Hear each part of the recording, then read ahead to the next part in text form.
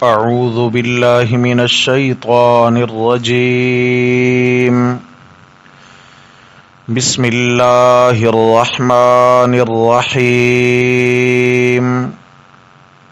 الله لا إله إلا هو الحي القيوم لا تأخذه سنة ولا نوم له ما في السماوات وما في الأرض من ذا الذي يشفع عنده إلا بإذنه يعلم ما بين أيديهم وما خلفهم ولا يحيطون بشيء من علمه إلا بما شاء وسع كرسيه السماوات والأرض ولا يؤوده حفظهما وهو العلي العظيم. الله لا إله إلا هو. اللہ کہ نہیں کوئی عبادت کے لائق اس کے سوا. الحیو ہمیشہ سے زندہ ہے، ہمیشہ زندہ رہے گا. القیوم خود بھی قائم ہے، ہر چیز کو تھاما ہوا ہے. لا تأخذہ سنۃ ولا نوم نہیں پکڑتی اسے اونگھ اور نہ نیند. لہ ما فی السماوات وما فی الارض اسی ہی کا ہے جو کچھ ہے آسمانوں میں اور جو کچھ ہے زمینوں میں. من ذا الذی کون ہے ایسا، یشفع عنده الا باذنہ جو اس کے پاس سفارش کر سکے اس کی اجازت کے بنا. یعلم ما بین ایدیہم وما خلفہم وہ جانتا ہے جو کچھ ان سفارش کرنے والوں کے روبرو ہے اور جو کچھ ان کے پیچھے ہے. وَلَا يُحِيطُونَ بِشَيْءٍ مِّنْ عِلْمِهِ إِلَّا بِمَا شَاءَ اور وہ سب احاطہ نہیں کر سکتے کسی چیز کا بھی اس کی معلومات میں سے، ہاں مگر جتنا کہ وہ خود چاہے. وَسِعَ كُرْسِيُّهُ السَّمَاوَاتِ وَالْأَرْضِ گنجائش ہے اس کی کرسی میں آسمانوں اور زمینوں کی. ولا یؤودہ حفظہما اور اس کو تھک آتا نہیں آسمانوں اور زمینوں کی حفاظت کرنا. وہو العلی العظیم اور وہی ہے بلند مرتبہ عظمت والا. صدق اللہ ومن اصدق من اللہ قیلا. اللہم صل علی سیدنا و مولانا محمد وعلی آل سیدنا و مولانا محمد وبارک وسلم علیہ. گرامی قدر سامعین حضرات محترم، درس قرآن مقدس کے سلسلہ میں تیسرا پارہ سورۃ البقرہ آیت نمبر 255 یعنی آیت الکرسی کا آج اختتامی حصہ ہمارے سبق میں شامل ہے. دعا ہے اللہ جل جلالہ اس مبارک آیت کے علوم و معارف سے ہمیں مستفید فرمائیں. آیت الکرسی کا خود پڑھنا باعتبار ورد و وظیفہ کے بہت بڑا مقام اور مرتبہ رکھتا ہے. جیسا کہ آپ احباب پہلے بھی سماعت فرما چکے ہیں کہ جو شخص صبح اور شام ایک ایک بار آیت الکرسی پڑھ لیتا ہے، سارا دن اللہ تعالیٰ اس کے ساتھ محافظ فرشتے اس کی حفاظت کی خاطر مقرر فرمائے رکھتے ہیں۔ اور پھر آیت الکرسی جو ہے یہ اسم اعظم بھی ہے، اس کے پڑھنے کے بعد جو بھی دعا کی جائے گی انشاءاللہ تعالی اللہ جل جلالہ اس مبارک آیت کی برکت سے قبول فرمائیں گے۔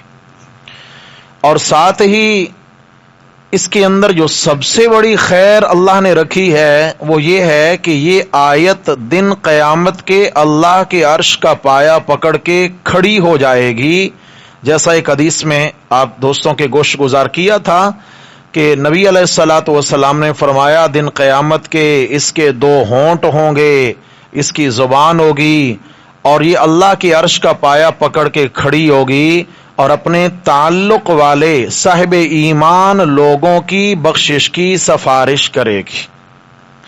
ہاں جی، کتنی بڑی بات ہے، کتنا عظیم مقام ہے اس آیت کا کہ جس ایمان والے کا اس آیت الکرسی کے اندر موجود مضمون پر یقین اور ایمان ہوگا، یہ آیت اسی کے حق میں شفاعت کرے گی، سفارش کرے گی اور انشاءاللہ بخشوائے گی۔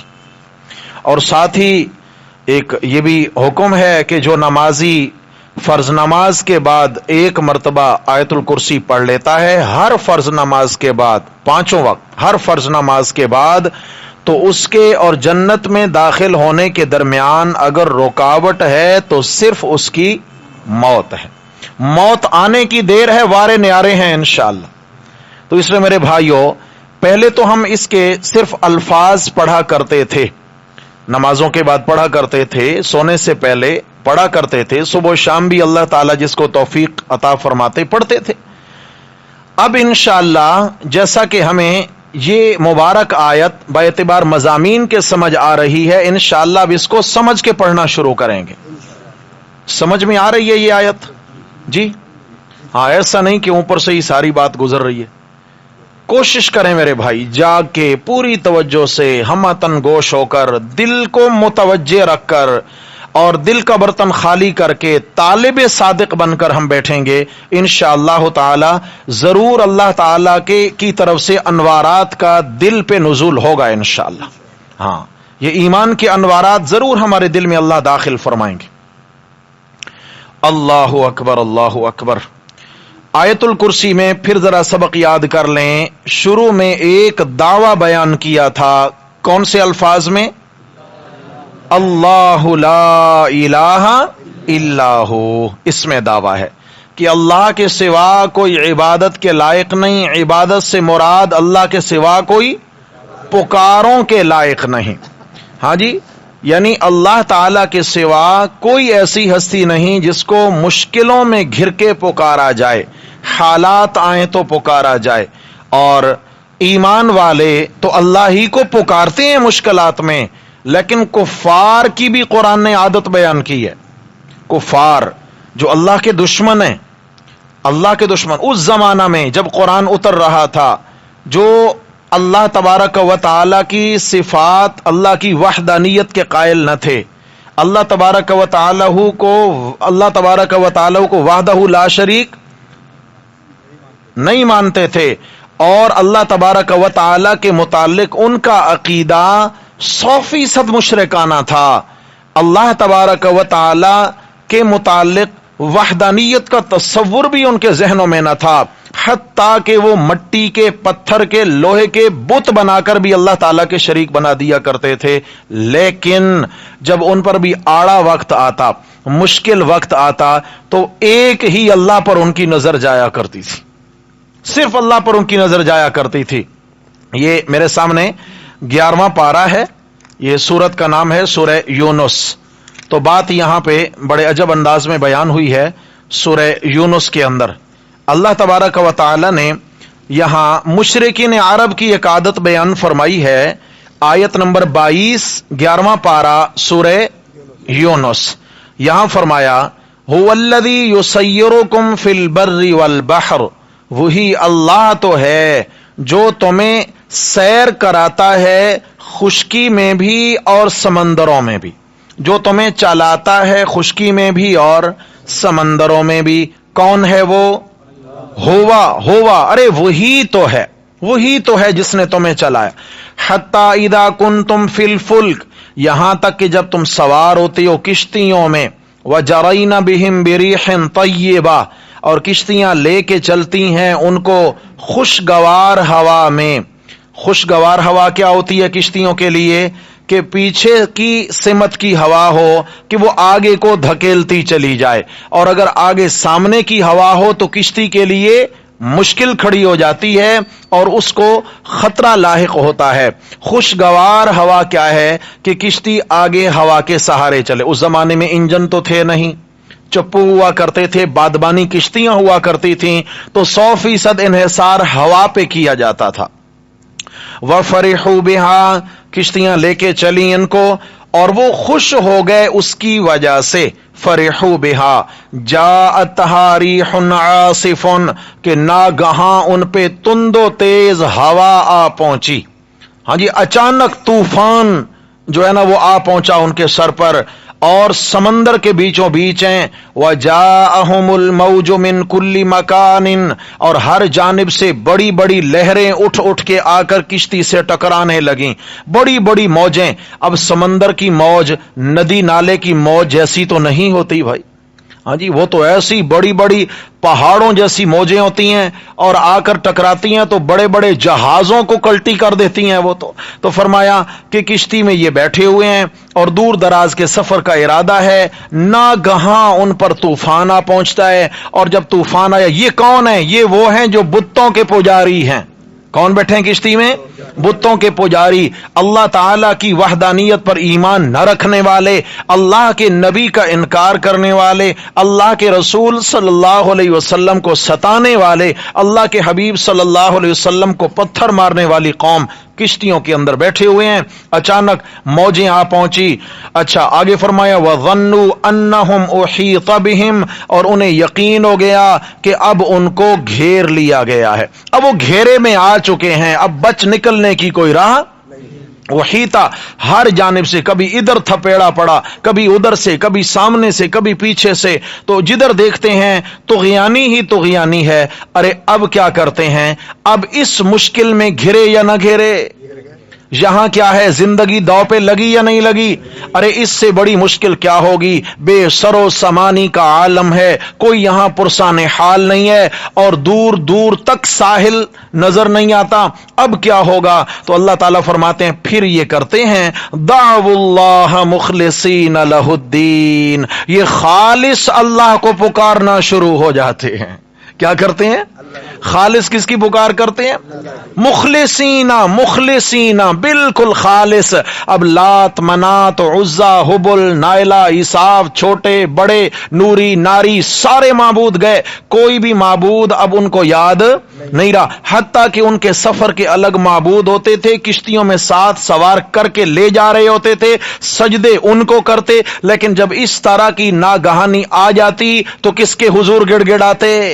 اللہ کے حضور، اور پکارتے، کیا وعدہ کرتے؟ لَإِنْ أَنْجَيْتَنَا مِنْ هَذِهِ، یا اللہ اگر آپ نے ہمیں اس مصیبت سے نجات دے دی، انجیتنا، آپ نے ہمیں نجات دے دی، انجیتنا، اگر آپ نے ہمیں اس مصیبت سے بچا لیا، ہم وعدہ کرتے ہیں لَنَكُونَنَّ مِنَ الشَّاكِرِينَ، تو ہم شکر گزار ہو جائیں گے۔ کیا بن جائیں گے؟ شکر۔ جاگ رہے ہیں؟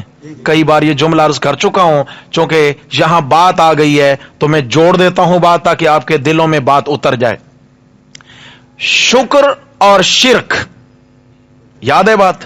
شکر اور شکر میں کون کون سے حروف ہیں؟ شین، کاف، را۔ شرک میں شین، را، کاف۔ رے نہیں کریں بھائی، را ہے، عربی ہے۔ شین، را، کاف، شین، کاف، را، شین کاف را شکر، شین را کاف شرک۔ کاف اور را آگے پیچھے ہوئے تو آپس میں معنی متضاد ہو گیا۔ شرک اور شکر آپس میں یہ اپوزٹ ہیں، یہ متضاد ہیں، ایک دوسرے کی ضد ہیں، دونوں ضدین ہیں، مخالف ہیں۔ کیا مطلب؟ شکر کا معنی اللہ کا حق اللہ ہی کے لیے ماننا، اس کا معنی کیا ہے؟ یہ شکر ہے۔ اللہ کا حق اللہ، اچھا ہم جب کھانا کھا لیتے ہیں کس کا شکر ادا کرتے ہیں؟ یہ اس کا حق ماننا ہے، کیونکہ یہ کھانا کس نے کھلایا، یہ روزی کس نے دی ہے، یہ بھوک کس نے مٹائی ہے۔ تو اللہ کا حق اللہ ہی میں تسلیم کرنا یہ شکر ہے، اور اللہ کا حق اللہ کی مخلوق میں ماننا یہ شرک ہے۔ کیا ہے بھائی؟ یہ شرک ہے۔ اچھا تو کیا کرتے ہیں؟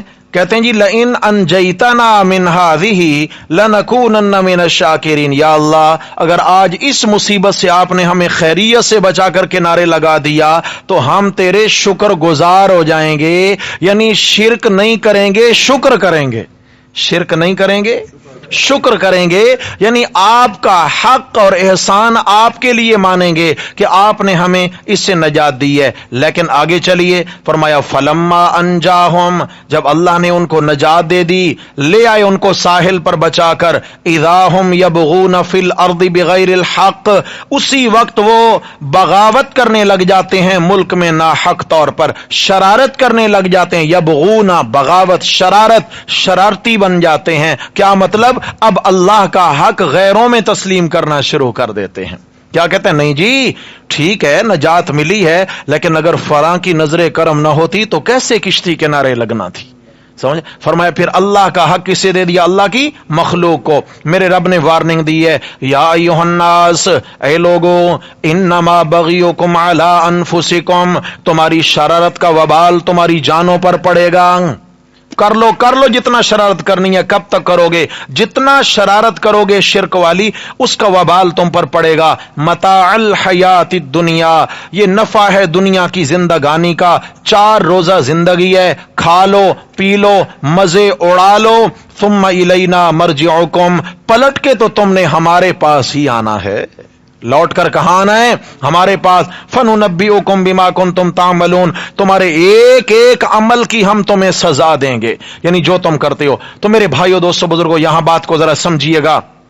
قرآن مجید میں میرے رب نے کیا فرمایا آیت الکرسی میں؟ اللہ لا الہ، آج چونکہ آیت الکرسی کا آخری سبق ہے تو اس کو بار بار تکرار سے یاد کریں تاکہ ہمارے دل کے نہا خانوں میں یہ مبارک آیت اتر جائے۔ فرمایا اللہ کے سوا کوئی عبادت یعنی مشکل گھڑی میں پکار کے لائق نہیں ہے۔ یہ تو ایمان والوں سے کہلایا جا رہا ہے۔ جب مشرک مشکل میں پھنستے تھے تو بھی کسے پکارتے؟ اور آج کا مسلمان صرف اللہ کو پکارتا ہے جب اس پہ مشکل آ بنتی ہے۔ ناراض نہیں ہونا، یہ ہم مسلمانوں کا بھی مزاج بن چکا ہے، یہ مزاج بن چکا ہے۔ قرآن مجید میں جب اس پہ مشکل آتی ہے تو فذو دعاء عریض، پھر یہ لمبی لمبی دعائیں مانگتا ہے، لمبی لمبی دعائیں، یا اللہ یا رحمان یا رحیم۔ اب پہلے کیا ہے؟ فرائض کا بھی پتہ نہیں تھا، اب ماشاءاللہ اشراق اور چاشت بھی نہیں چھوڑ رہا۔ ہاں جی، کیوں؟ مشکل آن پڑی ہے، مصیبت آن پڑی ہے۔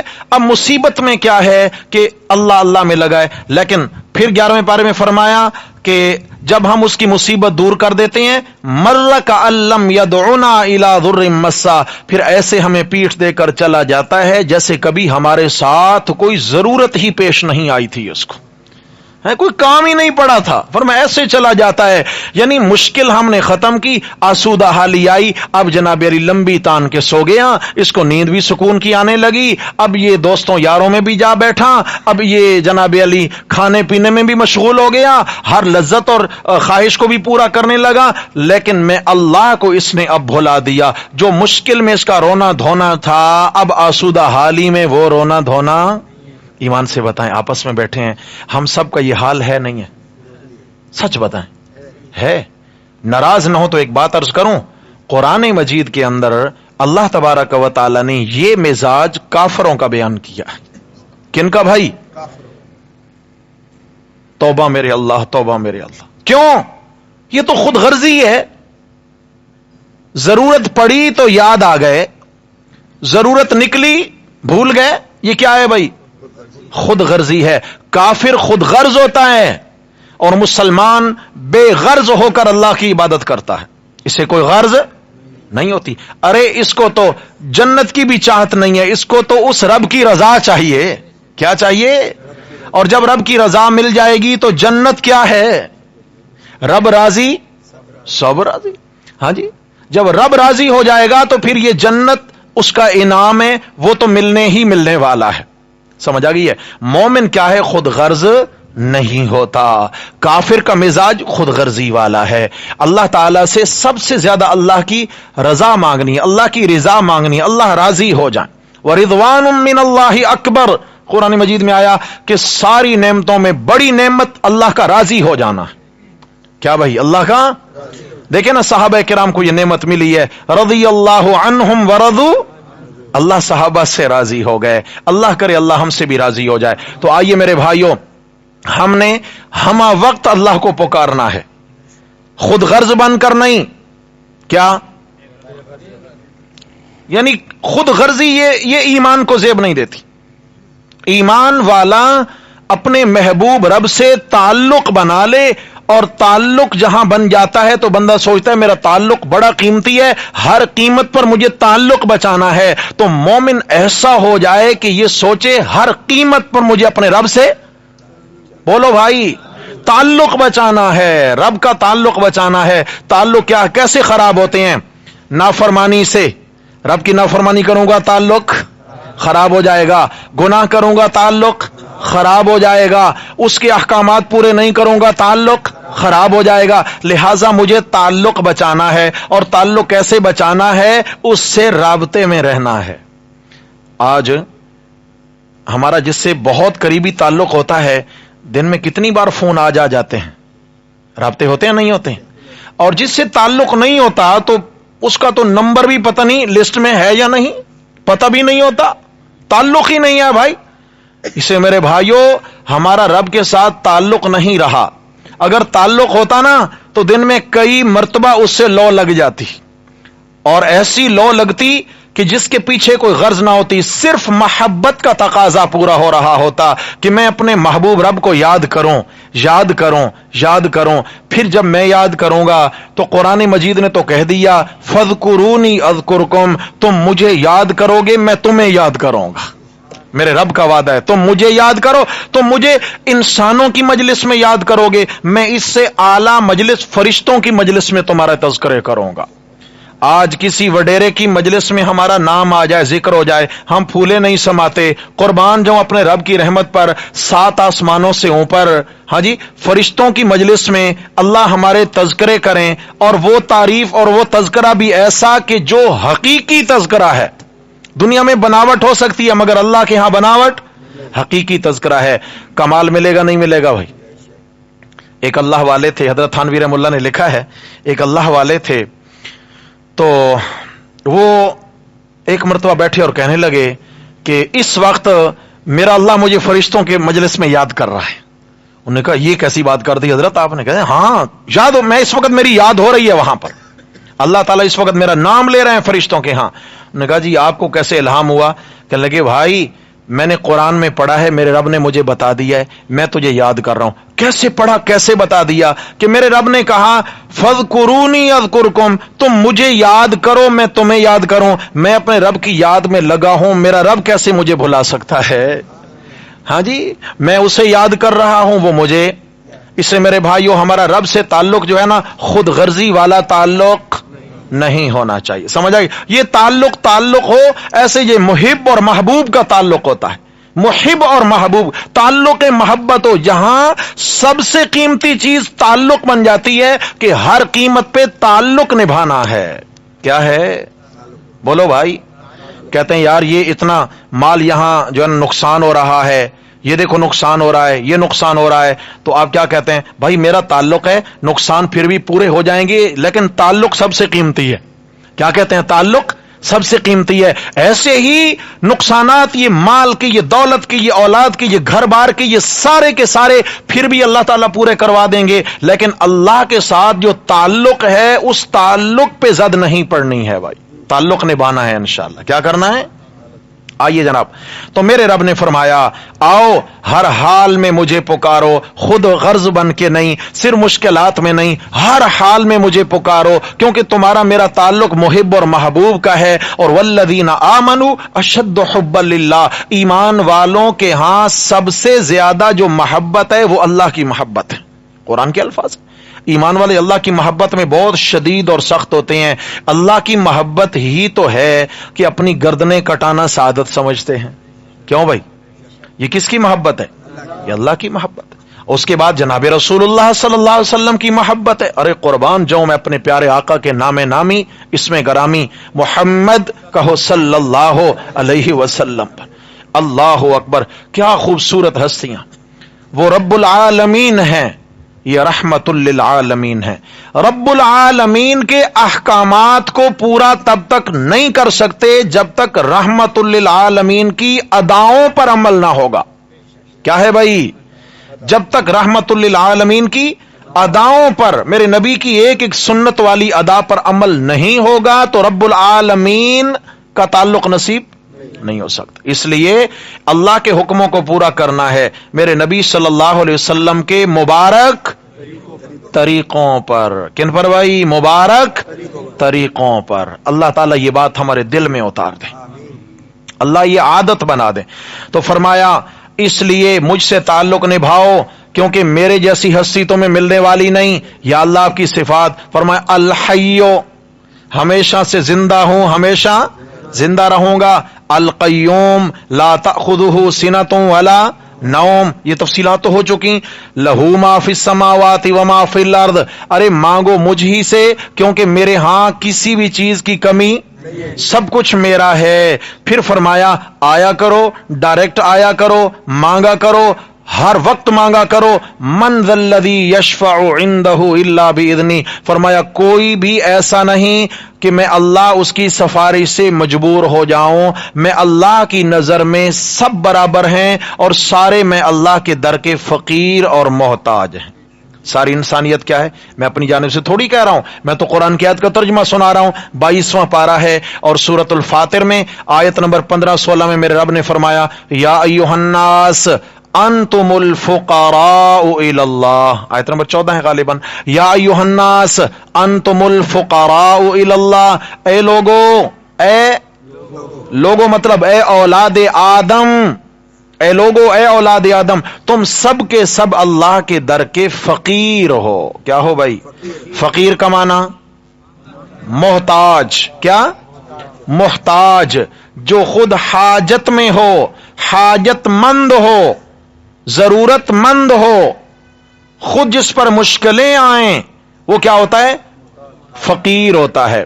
حضرت موسیٰ علیہ الصلوۃ والسلام جب ہجرت کر کے مصر سے مدین پہنچے ہیں اور وہاں مدین کے کنویں کے پاس ایک درخت کے نیچے ٹیک لگا کے اس کے تنے کے ساتھ جب جا کر بیٹھے ہیں، ثم تولی الی الظل، جب سائے میں جا کر بیٹھ گئے تو پھر اللہ تعالیٰ کے حضور دعا کرنے لگے ہیں، عاجزی کرنے لگے ہیں، اے میرے اللہ، ایک ہفتے کا سفر طے کر کے آیا ہوں اور مسافر ہوں، کوئی جان پہچان نہیں ہے، ہوگا تو کیا ہوگا، پیچھے مصر میں فرعون کے ہاں میرے قتل کے منصوبے بن رہے ہیں۔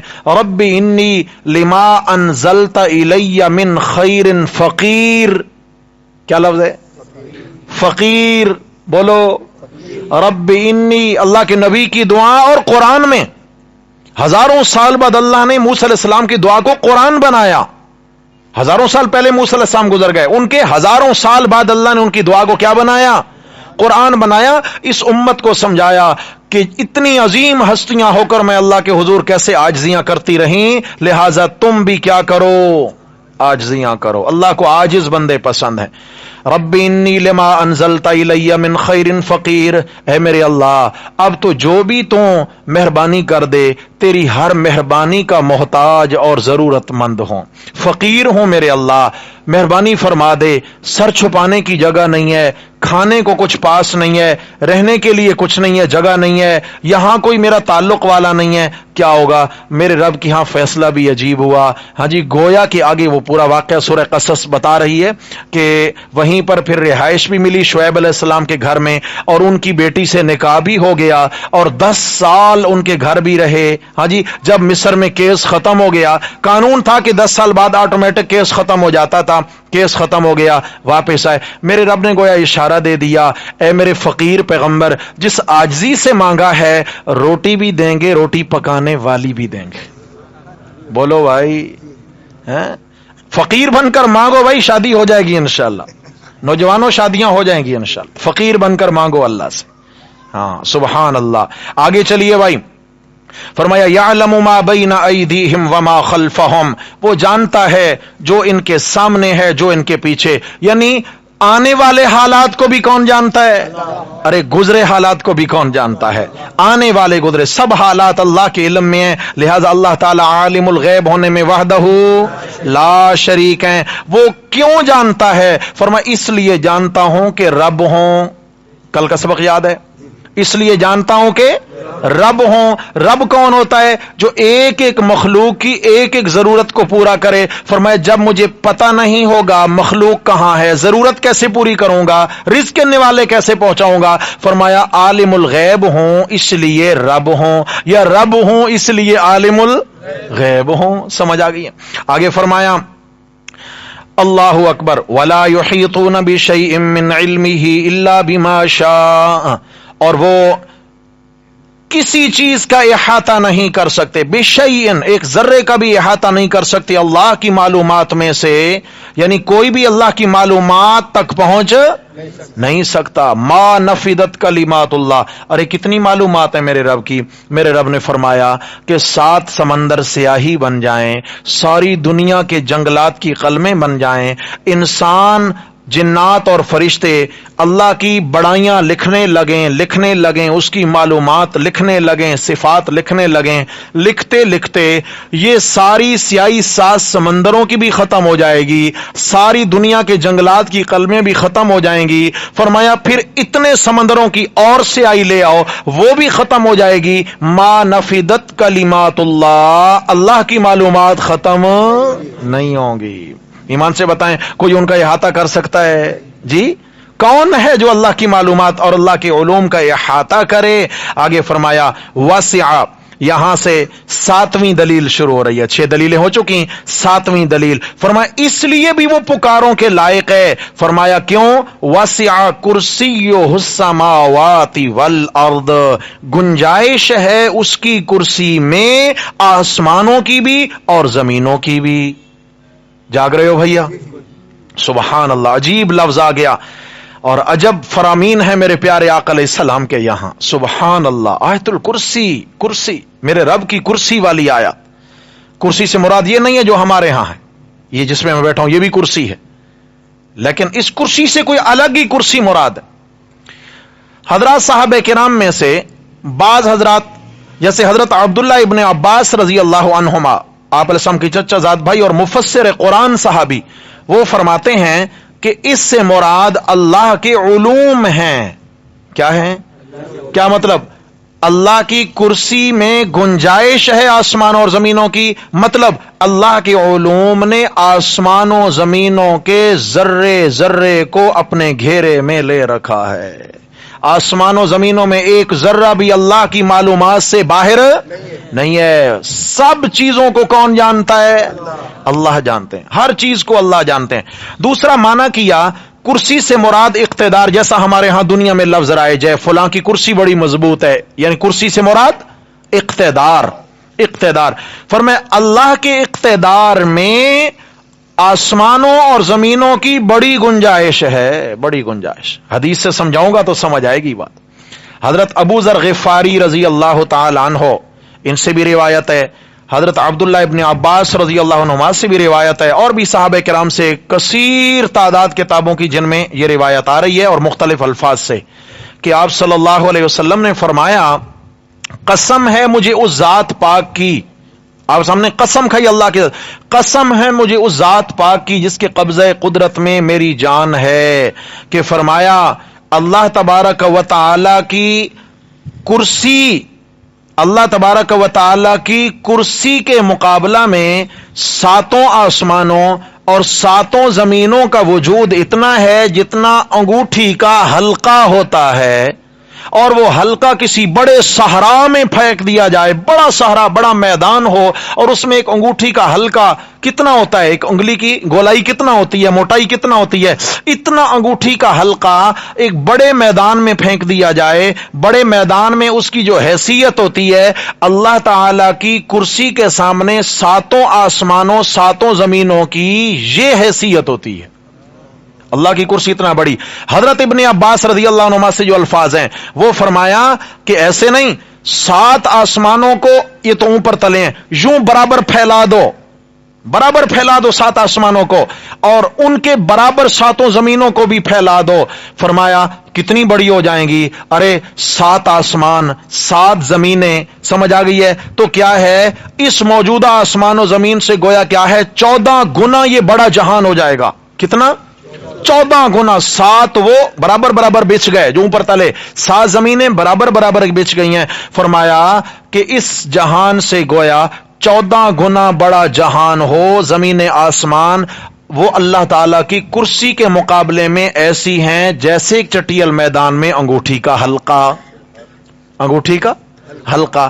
اور یہاں تک بات ختم نہیں ہوئی، پھر فرمایا کہ اوپر اللہ کا عرش ہے، نیچے کرسی ہے، نیچے 7 آسمان ہے، پھر زمینیں ہیں۔ انداز سمجھ لیں، اوپر اللہ کا عرش ہے، اس کے نیچے نہیں کرسی ہے، اس کے نیچے 7 آسمان، پھر 7 زمینیں۔ تو فرمایا 7 آسمانوں اور زمینوں کی حالت کرسی کے مقابلے میں انگوٹھی کے حلقے کے بقدر ہے، اور اللہ تعالی کی کرسی کی جو حالت ہے وہ اللہ کے عرش کے مقابلے میں ایسی ہے جیسے بڑے میدان میں ایک انگوٹھی کا حلقہ۔ کرسی کی حیثیت اللہ کے عرش کے سامنے ایسی ہے جیسے ایک انگوٹھی کا۔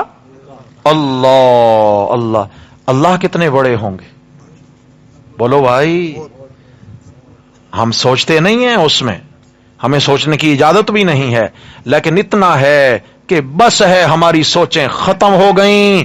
اللہ اکبر، اللہ سب سے بڑا ہے، اللہ سے کوئی بڑا۔ اللہ اکبر کبیرا والحمد للہ کثیرا وسبحان اللہ بکرۃ واصیلا۔ اللہ اکبر کبیر، اللہ بہت بڑے ہیں۔ چلیے جناب علی، تو یہاں کیا بات ارشاد فرمائی؟ فرمایا وسع کرسیہ السماوات والارض۔ دن قیامت کے حدیث شریف میں آیا کہ اللہ جل جلالہ 7 آسمانوں اور 7 زمینوں کو اپنے ایک ہاتھ میں، ایک مٹھی میں اٹھا لیں گے، ایک مٹھی میں اٹھا لیں گے، 7 زمینیں اور 7 آسمان۔ اور عرض کیا تھا نا کہ ایک آسمان کا فاصلہ زمین سے لے کر 500 برس کی مسافت ہے، اور اس ایک آسمان کی جو موٹائی ہے، حجم ہے، پھر وہ 500 برس کی مسافت ہے۔ ایک آسمان کی موٹائی اتنا بڑی ہے، اور ایسے ہی ہر آسمان اور دوسرے آسمان کے درمیان اتنا فاصلہ، اور ہر آسمان کی موٹائی اتنی ہے۔ اللہ اکبر، یہ سب مخلوقات ہیں۔ اور اللہ کے عرش کو اٹھانے والے فرشتے، حدیث میں آیا اللہ کے عرش کو فرشتوں نے اٹھا رکھا ہے، اور ہر وقت وہ اللہ کی تسبیح بیان کر رہے ہیں۔ نبی علیہ السلام نے فرمایا جانتے ہو کہ اللہ کے عرش کو اٹھانے والے فرشتے کتنا بڑے ہیں؟ یا رسول اللہ نہیں معلوم۔ آپ علیہ الصلوۃ والسلام نے فرمایا فرشتہ، ایک فرشتہ اتنا بڑا ہے کہ اس کے کان کی لو، یہ لو سمجھتے ہیں، یہ نیچے لٹکا ہوا گوشت ہے، کان کی لو اور اس کے کندھے کے درمیان جو فاصلہ ہے یہ 500 برس کی مسافت ہے۔ 500 یعنی جتنا زمین سے آسمان کا فاصلہ ہے، فرشتے کے کان اور کندھے کے درمیان اتنا فاصلہ ہے۔ فرشتہ کتنا بڑا ہوگا بھائی، فرشتہ کتنا بڑا ہوگا، یہ اللہ کی مخلوق ہے کتنی بڑی۔ تو اللہ اکبر، اللہ سب سے بڑے ہیں۔ کیا ہے بھائی؟ اللہ سب سے بڑے ہیں۔ اچھا جی، 8ویں دلیل آ گئی، ولا یؤودہ۔ اچھا، جب میں اتنا بڑا، جب میرے اقتدار کو اتنی وسعت ہے، میری کرسی اتنا مضبوط ہے، تو پھر مشکل حالات میں پکارنے کے لائق بھی میرے سوا کوئی نہیں۔ اللہ لا الہ الا ہو۔ 8ویں دلیل آ گئی جناب، فرمایا ولا یؤودہ حفظہما، نہیں تھکاتا اس کو ان آسمانوں زمینوں کا حفاظت کرنا۔ اللہ تعالیٰ زمین و آسمان کی حفاظت فرما رہے ہیں اور اللہ تعالیٰ کو تھکن انسان جتنا بھی طاقتور ہو، جتنا بھی اس کے پاس اسباب ہوں، پھر بھی اگر اس کو کسی چیز کی حفاظت پہ مامور کر دیا جائے تو آخر تھک جاتا ہے. نہیں تھکتا کیا؟ آخر تھک جاتا ہے. اسے آرام چاہیے. آخر تھکن کی وجہ سے غفلت بھی ہوگی اور غفلت سے فائدہ اٹھا کر کبھی چور آئے گا، کبھی دشمن حملہ کر دے گا. لیکن میرا رب ہے آسمانوں زمینوں کی جب سے بنائے ہیں حفاظت ہر وقت فرما رہے ہیں اور کبھی بھی اس عمل سے وہ تھکے نہیں ہیں. اس ذمہ داری نے کبھی ان کو تھکایا نہیں ہے. فرمایا جب میں تھکتا نہیں تو کمزوریوں سے پاک ہوں. ارے میرے بندے، اتنی بڑی مخلوقات کی حفاظت کرتے ہوئے نہیں تھکتا، تیری دعائیں پوری کرتے ہوئے تھک جاؤں گا، تیری حاجتیں پوری کرتے ہوئے تھک جاؤں گا. لہذا آ جا، ان کے در پہ مت جا جو کمزوریوں میں گھرے ہوئے ہیں، اس کے در پہ آ جا جو تھکن سے پاک ہے، جو نیند سے پاک ہے، جو اونگ سے پاک ہے. القیوم ہے، خود قائم ہے، ساری کائنات کو بھی قائم رکھا ہوا ہے، تھاما ہوا ہے. اللہ اکبر. 9ویں دلیل ہے وَهُوَ الْعَلِيُّ وَهُوَ الْعَلِيُّ. اس سے مراد حضرت علی رضی اللہ عنہ نہیں ہے. العلیج وَهُوَ الْعَلِيُّ، وہ بلند و برتر ہے. کیا ہے؟ کیا مطلب ہے؟ اتنا بلند کہ کوئی بھی ذات کے اعتبار سے اس تک پہنچ نہیں سکتا، کوئی اس تک نہیں پہنچ سکتا. وراء الورا ہے، وراء الورا. جنات جب ایمان لائے نا نبی علیہ السلام پر تو انہوں نے اپنی تقریر میں یہی کہا، تعالی جد ربنا، تعالی جد، بلند ہے شان ہمارے رب کی. تعالی بولو، العلی، تعالی بلند ہے شان ہمارے رب کی. متخذ صاحبۃ ولا ولدا، نہ اس نے بیوی بنائی نہ اس نے اولاد بنائی. ہاں جی، کیوں؟ یہ بیوی بچے انسان کی کمزوری کی دلیل نہیں ہے؟ بولو بھائی، کیا ہے؟ انسان ہزار کمزوریوں میں گھر جاتا ہے، ذمہ داریوں کا بوجھ آ جاتا ہے، کبھی ان کی وجہ سے پریشان ہو جاتا ہے، ان کے معاملات ہوتے ہیں. فرمایا اللہ تعالی کمزوریوں سے، بولو بھائی سبحان اللہ. میرا رب کتنا خوش ہوگا اپنی ذات کے بارے یہ جملے سن کر. اللہ تعالی کمزوریوں سے پاک ہے اور کوئی مخلوق کمزوری سے پاک، ہر ایک میں کوئی نہ کوئی کمزوری ضرور ہے. عاجز ہے. کیوں؟ عابد اور معبود کے درمیان فرق ہی تب ہوگا. سمجھ آ گئی ہے کہ معبود وہ ہے جو عاجز نہیں، اور معبود وہ ہے جو عاجز نہیں، عابد وہ ہے جو عاجزیوں میں گھرا ہے. کس میں گھرا ہے؟ عاجزیوں میں. عرض کیا تھا نا، بندے کا معنی کیا؟ العبد، عبد، بندہ اولاد آدم. بندہ کون ہوتا ہے؟ فرمایا العبد من لا یملک شیئا، بندہ وہ ہوتا ہے جس کا کسی چیز پر اختیار. کہتے ہیں نہیں جی میں تو ملک چلا رہا ہوں، ہم تو دنیا چلا رہے ہیں، کاروبار پہ ہمارا اختیار ہے، کرسی ہماری مضبوط ہے. فرمایا نہیں، کسی چیز پہ اختیار نہیں. بدن کا بال اکھڑ جائے تو اپنے وجود پر لگانے کی طاقت، جب اتنا کمزور ہے تو عاجز نہ ہوا؟ بولو بھائی، بہت عاجز ہے بیچارہ، بہت عاجز ہے. العلیو، اللہ تعالیٰ ایسی ذات ہیں جو بلند و برتر ہیں، لہذا تم پکارو. اسی لیے بلند ہے. کیوں؟ جب دعا مانگیں گے تو ہاتھ بھی اسی کے حضور پھیلائے جائیں گے، اسی کے حضور. کیونکہ مانگت جو ہوتا ہے نا وہ ہاتھ پھیلاتا ہے. اور ہم کس کے مانگت ہیں؟ اللہ کے حضور اپنا دامن پھیلائیے، ہاتھ پھیلائیے اور مانگیے. العظیم، 10ویں دلیل العظیم. فرمائے وہ عظمت والا بھی ہے. کیا ہے؟ عظمت والا. یہ مت سمجھنا کہ ٹھیک ہے جی شان بڑی ہے، طاقتیں بہت ہیں.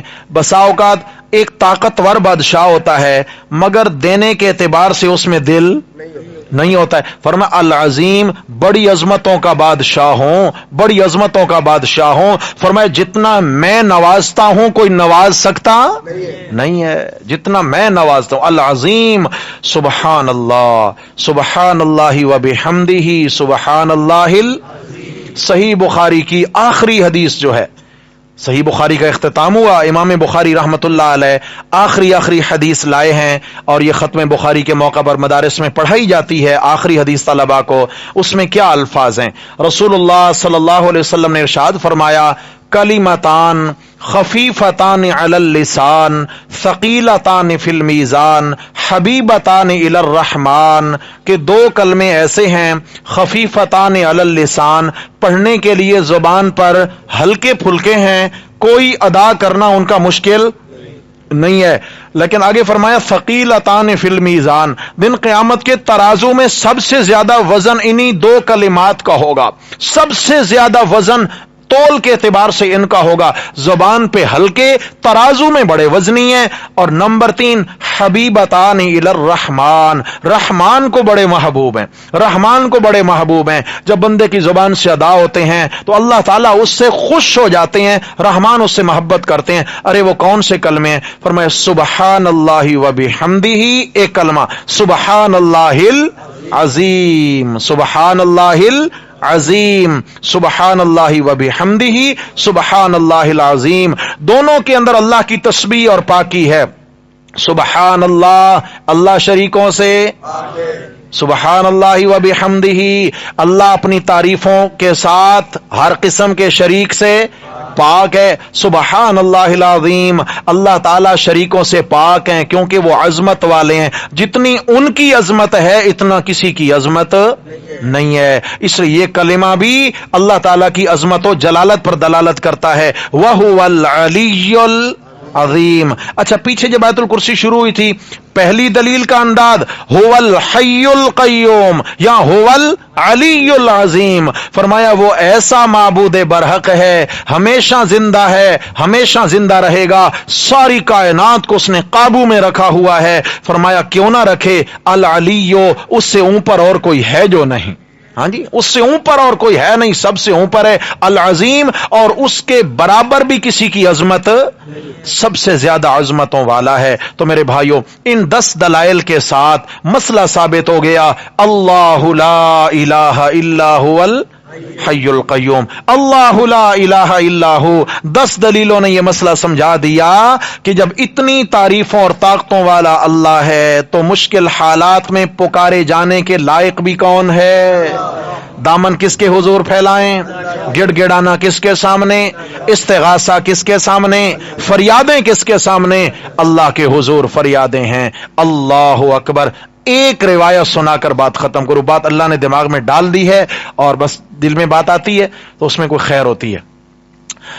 حضرت سلیمان علیہ الصلاۃ والسلام اللہ تعالیٰ کے جلیل القدر پیغمبر ہیں، جب ان کو نبوت ملی، بادشاہت ملی، تو ہوائیں ان کے تابع فرما دی اللہ تعالیٰ نے، اور ان کو جو تخت ملا، سونے کا تخت، اس پر جڑاؤ ہے موتیوں کا، اور اس پہ لگی ہوئی 4000 سونے کی کرسیاں، 4000 سونے کی کرسیاں۔ آج کہتے ہیں جی فلاں ملک بڑا امیر ہے، اس زمانے کو تو سوچیں نا ذرا، آج کیا ہے، ٹیکنالوجی کا دور ہے، وہ سادگی کا زمانہ، مگر سبحان اللہ، اللہ نے ایمان کی برکت سے کتنا نوازا تھا ایمان والوں کو۔ حضرت سلیمان علیہ السلام اس تخت پہ بیٹھ کر اپنے ساتھیوں سمیت سیر کرتے ہیں، اپنے ملک، اپنے رعایا کے حال احوال جاننے کے لیے تشریف لے جاتے ہیں۔ ایک ریگستان میں جا کے اترے اور وہاں چیونٹیوں کا علاقہ ہے، بالکل چیونٹیاں ہی چیونٹیاں۔ تو دوپہر کا وقت ہے، جیسے صبح 9-10 بجے کا ٹائم ہو، اور یہ جانوروں کی اور حشرات الارض کی خوراک وغیرہ ڈھونڈنے کا وقت ہوتا ہے۔ بلوں سے نکلی چیونٹیاں خوراک ڈھونڈ رہی ہیں، اور وہ ٹیلوں کا علاقہ ہے اور چیونٹیاں ہی چیونٹیاں ہیں، بل گویا کہ چیونٹیوں کی بستیاں آباد ہیں اس ریگستان میں، مکوڑستان ہے۔ کیا ہے؟ نہیں سمجھے بات؟ کیڑے مکوڑے وہاں اتنے زیادہ۔ تو جو ملکہ چیونٹی تھی وہ نگرانی پہ کھڑی ہوئی ہے۔ امام سیوطی رحمت اللہ علیہ اس روایت کو لائے ہیں، فرمایا کہ ملکہ چیونٹی نگرانی کر رہی ہے، اور جب اس نے دیکھا کہ ایک دم گرد کے بادل اٹھے ہیں تو اس نے اپنی رعایا سے کہا، ایھا النمل ادخلوا مساکنکم، چلو چیونٹیوں جلدی اپنے بلوں میں داخل ہو جاؤ، ला यहतिमन्नकुम सुलेमान व जुनूदुहु, मुझे लग रहा है हजरत सुलेमान अलैहिस्सलाम अपने लौ लश्कर समेत तशरीफ ला चुके हैं, ऐसा ना हो कहीं वो तुम्हें कदमों तले रौंद करके ना निकल जाएं। चींटियों ने कहा, मलका जी एक तरफ कहती हो कि अल्लाह के नबी हैं और उनके सहाबा हैं, और फिर हम जैसी मखलूक पर भला वो क्यों जुल्म करेंगे? हमारा ईमान है अल्लाह के नबी उसके सहाबा जालिम हो सकते? जी सहाबा जालिम होते हैं? जी जो ये कहे कि सहाबा जालिम होते हैं, दुआ करे अल्लाह उसे हिदायत दे और उसे शर्म भी आनी चाहिए। चींटी को ये बात समझ आई, ला यहतिमन्नकुम सुलेमान व जुनूदु व हुम ला यशऊरून। चींटी ने कहा नहीं जुल्म नहीं करेंगे, उनको पता भी नहीं चलेगा, हम इतनी छोटी मखलूक हैं कि उनके पैरों तले कोई चीज आई भी है या नहीं। व हुम ला यशऊरून, उनको पता भी। लाज़मी बात है, बेख्याली में जब हो जाए तो इसको कौन जुल्म कहता है? बेख्याली में हो जाएगा। अल्लाह ताला ने चींटी की ये आवाज उठाकर हजरत सुलेमान अलैहिस्सलाम के कानों तक पहुंचा दी। अल्लाह ताला की कुदरत देखें, यहां न बताने पे आए तो पांव तले आने वाली चींटी का हाल न बताए, बताने पे आए तो 1 मील दूर से चींटी की बात सुना दे। कादिर है कि नहीं है? ये अल्लाह के काम है। किसके काम है? अल्लाह की कुदरतें हैं सब। हजरत सुलेमान अलैहिस्सलातु वस्सलाम के बारे कुरान कहता है, फतबस्समा, मुस्कराए, ज़ाहिकन, फिर हंस दिए, इतना खुश हुए, मिन कौलिहा, चिमटी की बात सुनकर। अर्ज करते हैं, या अल्लाह इस चिमटी से मेरी मुलाकात करा दीजिए, चिमटी से मेरी मुलाकात करा दीजिए। चिमटी को अल्लाह तबारक व तआला ने सामने पेश कर दिया। हजरत सुलेमान अलैहिस्सलाम देखकर बहुत खुश हुए, इसका अकीदा ईमान बड़ा ताकतवर है। अरे चिमटी अपनी रियाया की कितनी खैरख्वाह है कि उन्हें कहती है मैं तुम्हारा पहरा दूंगी, तुम खा पी लो, और जब खतरा महसूस किया तो उन्हें कहती है छोड़ दो खाना पीना, जान बचाओ और बिलों में दाखिल हो जाओ। एक चिमटी के दिल में रियाया की कितनी खैरख्वाही है। क्या है भाई? क्या है भाई? खैर खाही।